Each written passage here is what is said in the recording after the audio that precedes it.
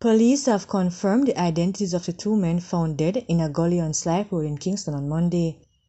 They are 29-year-old Akeem Thomas, otherwise called JJ, of Leicester District, St. Mary, and 17-year-old Troy Dixon, otherwise called Muja or Momo, a student of Lincoln Avenue, Kingston 13. The St. Andrew Central Police say they are investigating the circumstances that led to the death of the two men.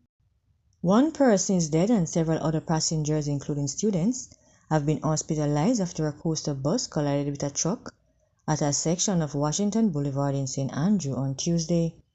Reports are that about 8:30 a.m. the motor vehicles were traveling in the same direction when the collision occurred close to Corville Garden. The bus that was transporting passengers was reportedly extensively damaged.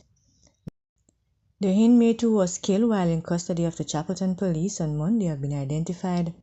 He is Rakima Bravo, a 31-year-old unemployed resident of Irongate District in the parish.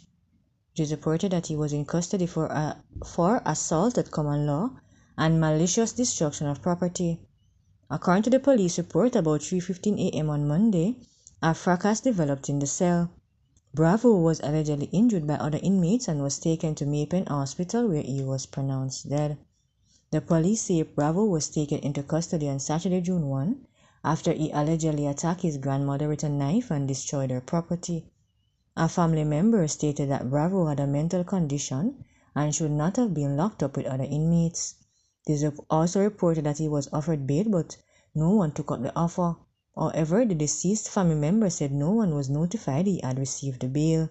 The Independent Commission of Investigation had since launched an investigation into the matter.